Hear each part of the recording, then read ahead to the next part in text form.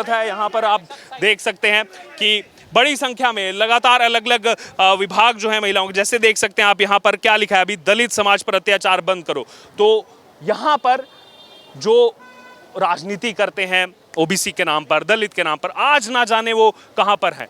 और देखिए यहाँ पर जो हिंदुओं के साथ घटित हो रहा है बांग्लादेश के अंदर, उस पर आज वो चुप्पी साधे बैठे। देख सकते हैं आप ये पूरा सैलाब, ये लाखों लोग, ये आप जो है गिनती भी नहीं कर सकते इस समय, इतनी जो है यहाँ पर संख्या आपको दिखेगी, इस प्रोटेस्ट मार्च में दिखेगी। देख सकते हैं आप यहाँ पर लगातार ये साइलेंट मार्च जो है वो नाम इसको दिया गया है, साइलेंट मार्च जो है वो यहाँ पर निकाला गया है। और आज का दिन चुनना इसीलिए अहम था क्योंकि 16 अगस्त आज है।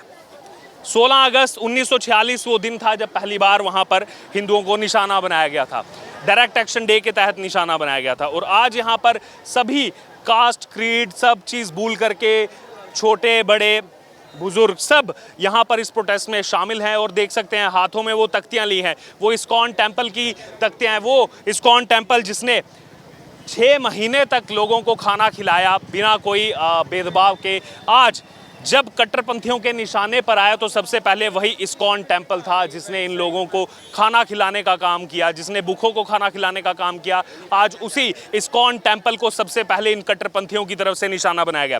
ना ही केवल वो इस्कॉन टेम्पल, ये जो नाम दिया गया कि एक स्टूडेंट प्रोटेस्ट है, लेकिन स्टूडेंट प्रोटेस्ट की आड़ में जमाते इस्लामी ने और बाकी वहाँ पर जो ऑर्गेनाइजेशंस हैं उन्होंने जिस हिसाब से अपनी मंशाएं साधने का काम किया, वो कहीं ना कहीं इसमें सक्सेसफुल होती हुई नजर आई। स्टूडेंट प्रोटेस्ट का नाम दिया था, जिन स्टूडेंट्स को आगे किया गया उन स्टूडेंट्स में कुछ हिंदू लीडर भी थे, हिंदू स्टूडेंट लीडर भी थे। लेकिन जैसे ही वहां पर तख्ता पलट हुआ बांग्लादेश के अंदर, तो उन हिंदू स्टूडेंट लीडर्स को सबसे पहले अलग थलग किया गया।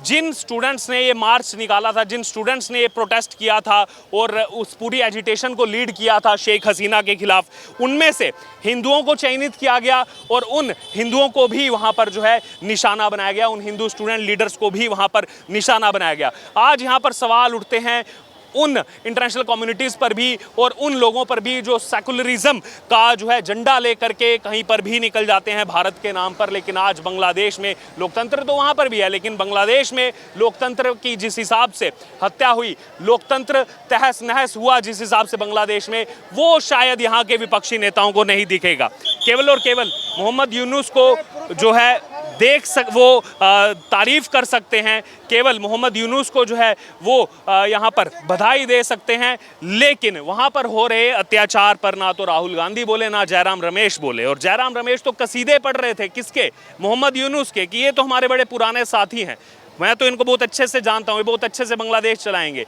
लेकिन वहाँ पर खुद जो प्रधानमंत्री बने हैं नई अंतरिम सरकार के, मोहम्मद यूनुस, जब वो मानते हैं कि किस प्रकार से वहाँ पर हिंदुओं के साथ अत्याचार हो रहा है, जब उन्होंने खुद माना, लेकिन यहाँ के कुछ सो कॉल्ड सेकुलर, जिनको फिलिस्तीन नज़र आ जाता है, जिनको गाज़ा नज़र आ जाता है, उनको आज वो बांग्लादेश जो कभी भारत का हिस्सा हुआ करता था 1947 से पहले, और जिसका क्रेडिट ये कुछ पार्टीज़ लेती हैं कि हमने जो है देखिए 1971 में बांग्लादेश जो है यहाँ पर पाकिस्तान के 2 हिस्से कर दिए, बांग्लादेश बनाया। लेकिन आज सवाल है उन पॉलिटिकल पार्टीज़ को मेरी तरफ से कि वो जो बांग्लादेश आज़ाद हुआ, वहाँ पर अगर सबसे बड़ा रोल किसी का वहाँ के पॉलिटिकल लीडर का था तो वो शेख हसीना के जो पिता थे उनका वो सबसे बड़ा, बंगबंधु का सबसे बड़ा रोल था। आज जब उनकी मूर्ति को वहाँ वैंडलाइज किया जाता है, उस पर यूरिनेट किया जाता है इन प्रोटेस्टर्स की तरफ से, तब ये सो कॉल्ड जो अपने आप को मसीहा बताते हैं कि हमारी वजह से तो हुआ, हमने तो पाकिस्तान के 2 टुकड़े किए थे।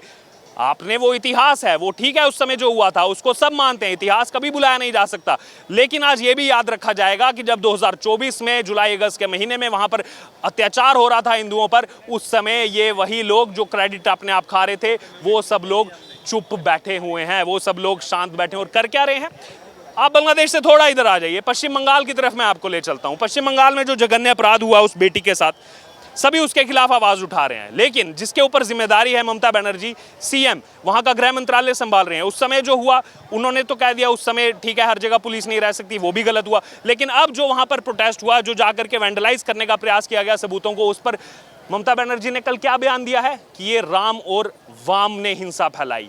सीधे तौर पर जो उनके मन के अंदर की मंशाएं थी, भगवान राम के प्रति जो उनकी नफरत थी, वो एक बार फिर से खुले मंच पर कल ममता बनर्जी ने बता दिया है कि किस प्रकार उनके अंदर केवल भाषण राहुल गांधी नहीं देते हैं, बाकी भी उनके साथी हैं विपक्षी दल, उनके अंदर भी हिंदुओं के प्रति नफरत है। बोल देना बहुत आसान है कि हिंदू हिंसक है, हिंदुओं में नफरत भरी है, लेकिन असल में किसके मन में हिंदुओं के प्रति नफरत है, हिंदुओं के आराध्य मर्यादा पुरुषोत्तम भगवान श्री रामचंद्र जी के प्रति किसके मन में नफरत है, ये कल जो है परिदर्शित हो चुका है। और यहाँ पर देख सकते हैं आप प्रोटेस्ट लगातार। सर 1 मिनट आप आएंगे मेरे साथ, मैं आपसे बात करना चाहूँगा। एक बार ऊपर आ जाइए सर, नीचे प्रोटेस्ट चल रहा है, एक बार ध्यान से, हाँ ऊपर आ जाइए।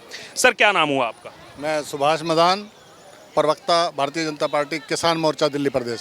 सर आज लाखों लोग सड़कों पर निकले हैं। बांग्लादेश की तो बात हो ही रही है, बांग्लादेश में जो हो रहा है वो तो सब देख ही रहे हैं। थोड़ा सा मैं इधर बंगाल भी लेकर आना चाहूँगा सर।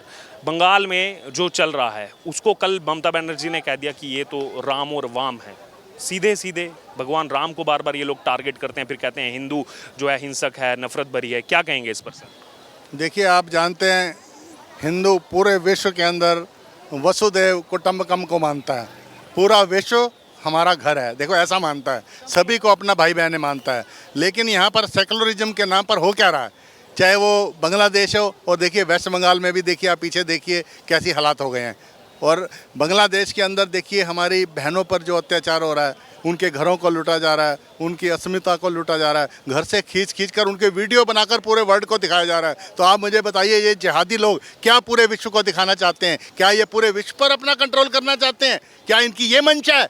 तो आज उनकी इस दुर्भावना को लेकर ही आज दिल्ली के अंदर, भारत की राजधानी दिल्ली के अंदर ही देखिए, ये जो हमारी नारी शक्ति मोर्चा है, उन्होंने यहाँ देखिए मार्च निकाला है। देखो यहाँ पर मेरे हिसाब से पूरा अभी पीछे पूरा रोड देखिए महिलाओं से और भाई बहनों से भरा हुआ है। और वो देखिए कितने ये इस बात को शो करता है, आज भी हमारे हिंदुस्तानी भाई बहनें यहाँ शांति मार्च निकाल रहे हैं। बल्कि मैं तो ये सोच रहा था, ये जो मार्च है बहुत ही क्रोधित और बहुत ही विशाल उस तरह का होना चाहिए था। लेकिन देखिए हमारी संस्कृति आज भी हमें ये कह रही है, हम उस कष्ट को सह रहे हैं।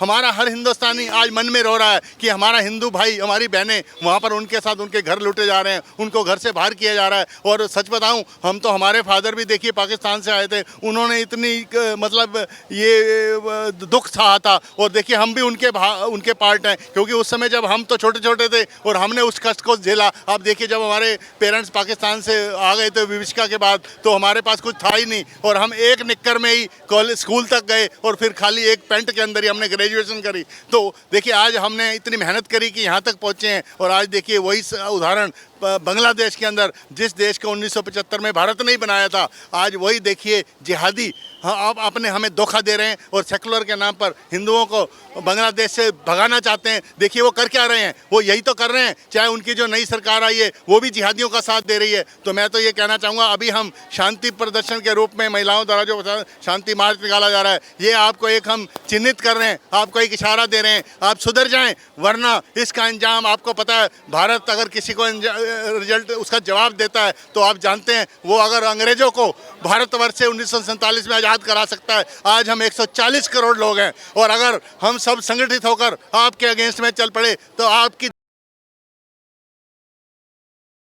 मुझे ऐसा लगता है। इसलिए आपको हम शांति मार्च के रूप में एक आपको मतलब इशारा दे रहे हैं कि आप अभी से अत्याचार हिंदुओं पर करना बंद करें, महिलाओं पर अत्याचार करना बंद करें, उनके घर लूटने बंद करें, और वहाँ पर प्रेम से रहें। हमारे हिंदू वहीं पर ही रहेंगे, क्योंकि 1 करोड़ 20 लाख हिंदू बांग्लादेश में रहते हैं। और अगर आप ज़्यादा करेंगे तो आपको इसका बहुत बड़ा नुकसान उठाना पड़ेगा। ये हम वार्निंग के रूप में आपको, आज हम दिल्ली में देख रहे हैं कि काउंट ही नहीं कर सकते कितने लाख लोग हैं, अभी भी पीछे सैलाब आता ही जा रहा है।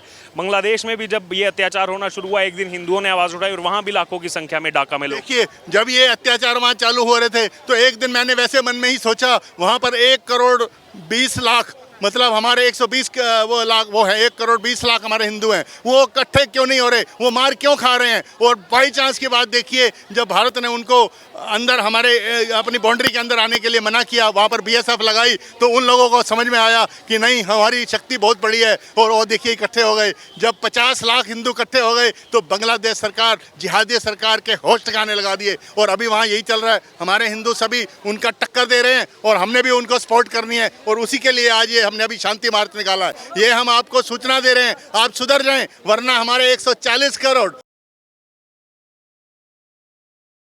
एक सवाल ये भी है कि इंटरनेशनल कम्युनिटीज जो भारत के अंदर इतनी सी चीज़ पर कमेंट देती है, भारत में कहती है लोकतंत्र को देखो खतरा है, तमाम चीज़ें, बांग्लादेश पर चुप बैठे हुए हैं वो सब आज।